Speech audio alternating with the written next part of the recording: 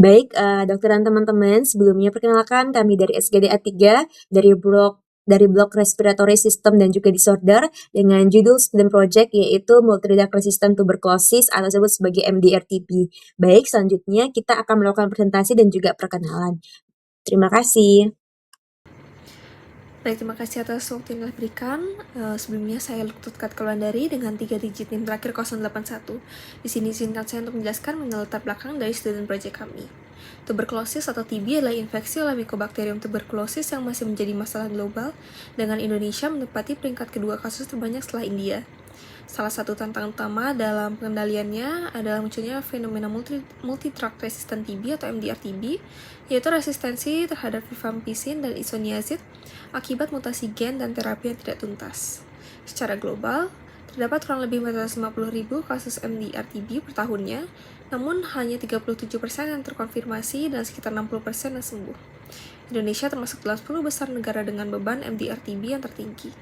Pengobatan MDR-TB membutuhkan waktu yang lebih lama, biaya yang tinggi, dan sering menimbulkan efek samping yang berat, sehingga angka keberhasilan terapi rendah dan risiko penularannya tetap tinggi. Meskipun begitu, tentuan regimen terapi yang tepat diiringi pemantauan dan dukungan terhadap pasien diketahui dapat meningkatkan keberhasilan terapi. Sehingga pemahaman yang komprehensif mengenai MDR-TB diperlukan dalam upaya pengendalian dan untuk mendukung intervensi yang efektif. Sekian dapat saya sampaikan, selanjutnya akan dilanjutkan oleh rekan saya. Terima kasih. Baik, saya izin untuk melanjutkan pada bagian rumusan masalah dan tujuan. Adapun rumusan masalah dari student project kami, yang pertama adalah apa definisi epidemiologi, etiologi, dan faktor risiko pada multidrug resistant tuberculosis atau MDR-TB. Yang kedua, bagaimana patogenesis dan mekanisme resistensi pada MDR-TB. Yang ketiga, bagaimana cara menegakkan diagnosis klinis dan penunjang pada multidrug resistant tuberculosis. Yang keempat, bagaimana prinsip penata laksanaan, terapi, dan manajemen komplikasi pada MDR-TB. Yang kelima adalah bagaimana prognosis, pencegahan, serta strategi pengendalian pada MDR-TB. Untuk tujuannya, yang pertama, menjelaskan definisi epidemiologi, etiologi, dan faktor risiko pada MDR-TB. Yang kedua, menjelaskan patogenesis dan mekanisme resistensi pada MDR-TB. Yang ketiga, menguraikan diagnosis klinis dan penunjang pada multidrug resistant tuberculosis. Yang keempat, menguraikan prinsip penata laksanaan, terapi, dan manajemen komplikasi pada multidrug resistant tuberculosis.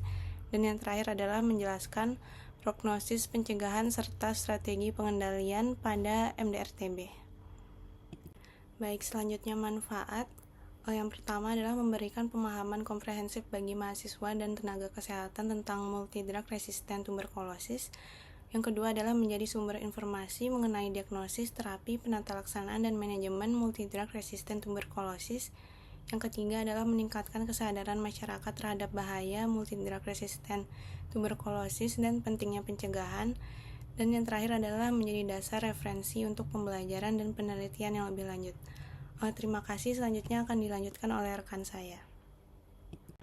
Baik, selanjutnya perkenankan saya, Elizabeth Lovelyn Lunardi, dengan 3 digit NIM akhir 137, untuk menjelaskan terkait dengan definisi dari multidrug resistant tuberculosis, di mana menurut World Health Organization, multidrug resistant tuberculosis merupakan bentuk penyakit tuberkulosis yang disebabkan oleh strain kompleks Mycobacterium tuberculosis yang telah resisten terhadap 2 obat anti-TB lini pertama yang paling efektif, yaitu rifampicin dan juga isoniazid. MDR-TB ini menjadi masalah utama dalam upaya pencegahan dan pemberantasan TB di seluruh dunia karena proses diagnosisnya yang sulit, tingginya angka kegagalan terapi, serta meningkatnya risiko kematian. Baik, terima kasih. Sebenarnya perkenalkan nama saya Kesel Safratandana dengan 3 digit NIM terakhir 089. Jadi sini saya akan membahas mengenai epidemiologi dari multidrug resistant tuberculosis. Jadi untuk multidrug resistant tuberculosis sendiri masih tetap menjadi ancaman kesehatan global, namun untuk persebarannya sendiri tidak terlalu merata di seluruh dunia. Hanya sebagian besar kasus terjadi ini di kawasan Asia Tenggara, di Afrika, dan Pasifik Barat. Dan untuk negara-negaranya itu seperti di India, Indonesia, Tiongkok, Filipina, dan juga Pakistan yang menjadi penyumbang terbesar untuk kasus tuberkulosis dan juga tentunya untuk kasus multidrug resistant tuberculosis global. Dan menurut untuk laporan WHO sendiri pada tahun 2024, untuk proporsi kasus tuberkulosis baru yang resisten terhadap isoniazid dan juga rifampicin setidaknya terdapat diperkirakan sebesar 3,2%. Sedangkan proporsi pada kasus dengan riwayat pengobatan sebelumnya lebih tinggi 16% pada kasus 2023, meskipun persentasenya relatif rendah, namun jumlah total kasus tuberkulosis cukup meningkat pada tahun 2023, sehingga kasus dari multidrug resistant tuberkulosis juga tentunya akan ikut bertambah, dan kondisi ini juga menunjukkan bahwa deteksi dini dan akses pengobatan masih diperlukan secara luas di banyak negara bagian. Mungkin sekian yang bisa saya sampaikan. Terima kasih. Baik, perkenalkan nama saya Denta Regita Cahyani dengan 3 digit NIM terakhir 51. Kali ini membahas tentang etiologi dari MDR-TB. Itu karena ada 2 mekanisme sekunder dan terprimer. Untuk mekanisme sekunder sendiri, penyebab utamanya itu karena manajemen pengobatan yang tidak optimal pada pasien sebelumnya sensitif OAT. Dan pemicu dominannya itu ada kepatuhan pengobatan yang buruk serta kesalahan pemberian obat baik persepan maupun dosis yang salah. Kemudian untuk resistensi primer itu penyebabnya adalah individu yang belum pernah mendapatkan obat TB namun langsung terinfeksi dari orang lain yang sudah membawa strain dari MDR-TB ini. Baik, perkenalkan nama saya Denta Regita Cahyani dengan 3 digit NIM terakhir 51. Kali ini membahas tentang etiologi dari MDR-TB. Itu karena ada 2 mekanisme sekunder dan terprimer. Untuk mekanisme sekunder sendiri, penyebab utamanya itu karena manajemen pengobatan yang tidak optimal pada pasien sebelumnya sensitif OAT. Dan pemicu dominannya itu ada kepatuhan pengobatan yang buruk serta kesalahan pemberian obat baik persepan maupun dosis yang salah. Kemudian untuk resistensi primer itu penyebabnya adalah individu yang belum pernah mendapatkan obat TB namun langsung terinfeksi dari orang lain yang sudah membawa strain dari MDR-TB ini.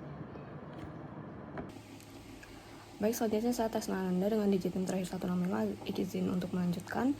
MDR-TB terjadi akibat kombinasi mutasi genetik spontan pada Mycobacterium tuberculosis seperti pada gen RPOB, resistensi rifampicin, dan KACI, resistensi isoniazid, serta mekanisme fisiologis non-mutasi seperti F-spam aktif dan sel persister bermetabolisme rendah yang bersama-sama membuat bakteri sulit dieliminasi, terutama bila terapi tidak tepat atau tidak patuh, sehingga strain resisten menjadi dominan.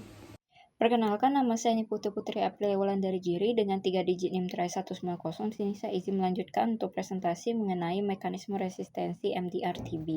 Jadi ada beberapa mekanisme resistensi dari MDR-TB ini meliputi yang pertama itu dari dinding sel, di mana molekul lipid kompleks pada dinding sel M. tuberculosis itu bertindak sebagai penghalang untuk mencegah obat memasuki sel. Kemudian yang kedua, enzim pengubah dan penonaktif obat, di mana di sini gennya itu mentargetkan untuk mengkode enzim yang menonaktifkan molekul obat.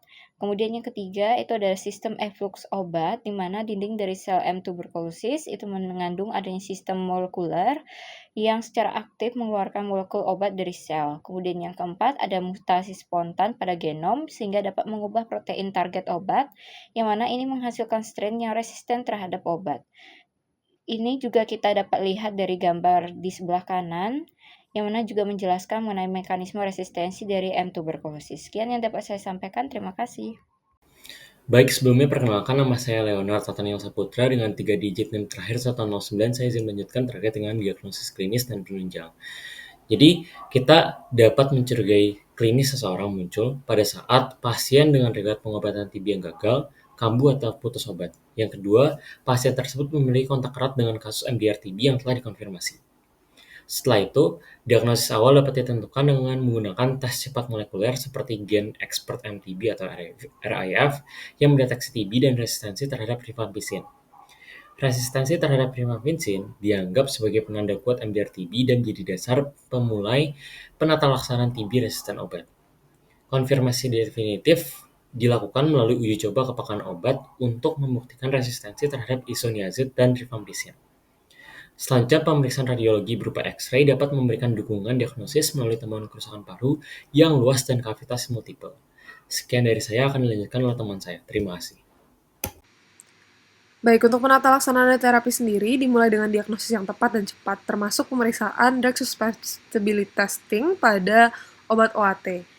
WHO merekomendasikan obat alternatif dengan regimen 6 bulan baru yang dikenal sebagai PPLM, di mana itu adalah bedaquiline, pretomanid, linezolid, moxifloxacin, dan ini direkomendasikan sebagai pilihan utama untuk pasien di atas 14 tahun dan tanpa resistensi fluoroquinolone. Lalu untuk pasien dengan resiko seperti anak, ibu hamil, atau orang dengan kontraindikasi tertentu terhadap retomanid bisa diberikan regimen 6 bulan alternatif seperti BD-LLFXC atau bedaquiline, delamanid, linezolid, levofloxacin, dan clofazimine. Obat-obat tersebut memiliki toksisitas sehingga monitoring efek samping dan obat suportif itu diperlukan. Terima kasih. Baik, sebelumnya perkenalkan nama saya Putu Cantika Putri Merawetnyana dengan 3 digit NIM terakhir 218. Di sini saya akan menjelaskan mengenai manajemen komplikasi. Komplikasi pada pasien MDR TB dapat disebabkan oleh penyakit itu sendiri maupun efek samping dari penggunaan obat lini kedua. Penanganannya menekankan pada pencegahan, deteksi dini, dan juga pengelolaan efek samping agar terapi tetap aman dan juga efektif.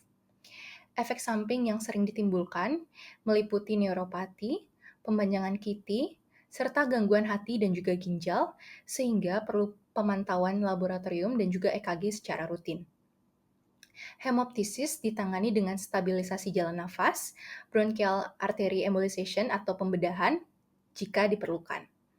Pasien dengan HIV atau diabetes memerlukan pengawasan lebih ketat, serta dukungan nutrisi dan juga rehabilitasi paru untuk mencegah terjadinya kekambuhan. Baik, sekian penjelasan dari saya mengenai manajemen komplikasi, dan selanjutnya akan dijelaskan oleh teman saya. Terima kasih. Baik, perkenalkan nama saya Ivani Aurelia Sembiring dengan 3 digit NIM terakhir 061, izin untuk membacakan prognosis.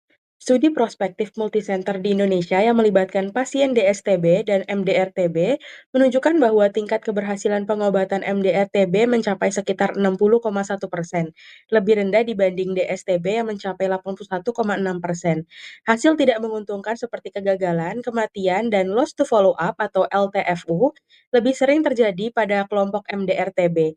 Penelitian menemukan bahwa usia lanjut lebih dari 60 tahun, diabetes mellitus, infeksi HIV, riwayat LTFU sebelumnya, serta BMI kurang dari 18,5 kg merupakan faktor signifikan yang berhubungan dengan hasil pengobatan yang buruk pada pasien MDR-TB. Pasien MDR-TB Hasan Sadikin Bandung pada periode 2015 sampai 2017 dengan regimen panjang menunjukkan tingkat keberhasilan pengobatan sekitar 50%. Dengan hasil terapi sangat dipengaruhi oleh kondisi klinis dan komorbiditas pasien. Penggunaan bedaquiline di RS Dr. Sutomo Surabaya 2017 sampai 2022 secara rutin dalam regimen MDR atau RRTB dapat menurunkan angka LTFU dan peningkatan keberhasilan terapi. Meskipun proporsi pasien yang cured masih berfluktuasi tiap tahunnya, sementara itu studi prospektif pada anak dan remaja kurang dari 18 tahun di Bandung 2016 sampai 2024 melaporkan bahwa sekitar 70% pasien berhasil menjalani pengobatan, 20% meninggal, dan 10% LTFU dengan mortalitas lebih tinggi pada pasien yang mengalami malnutrisi. Baik, selanjutnya perkenalkan nama saya Priscilla Amanda Mangula dengan 3 digit terakhir 053. Terus selanjutnya itu pencegahan dan juga pengendalian MDR TB. Baik, untuk pertama kita harus mengetahui resikonya terlebih dahulu. Kemudian kita memastikan bahwa pasien TB sensitif terhadap obat. Kemudian pasien juga patuh terhadap regimen obat sesuai standar dose.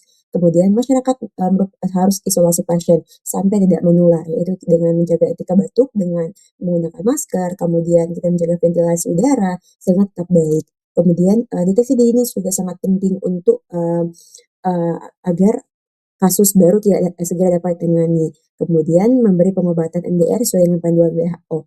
Lalu untuk pengendaliannya penderita tuberkulosis MDR harus terus dievaluasi dan dipantau dengan cermat selama pemulihan mereka dan pengobatan. Kemudian sebagai tenaga medis harus juga mengetahui semua prosedur penanganan dari tuberkulosis yang telah ditentukan, di mana kita juga memastikan bahwa orang yang juga menderita tuberkulosis segera didiagnosis dan mendapatkan panduan perawatan yang baik dan yang juga tepat. Kemudian pemerintah juga sedang mendorong semua pemberian pelayanan TB di semua fasilitas kesehatan untuk memberikan pelayanan TB sesuai dengan standar dan peningkatan kewaspadaan melalui penemuan kasus secara dini dan memastikan pelayanan TB yang berkualitas. Baik, mungkin sekian dari saya. Terima kasih. Baik, untuk kesimpulan multidrug resistant TB yaitu resisten terhadap isoniazid dan rifampicin untuk penyebab pengobatan tidak tuntas, mutasi genetik, untuk diagnosis TCM atau gen expert dan uji kepekaan obat, kemudian untuk prognosis lebih buruk dari TB sensitif. Untuk pencegahan dapat dilakukan kepatuhan obat, edukasi, dan PHBS. Kemudian untuk saran yang pertama, perkuat surveillance resistensi dan data epidemiologi. Kedua, monitoring terapi jangka panjang. Ketiga, dukung komunitas dan keluarga.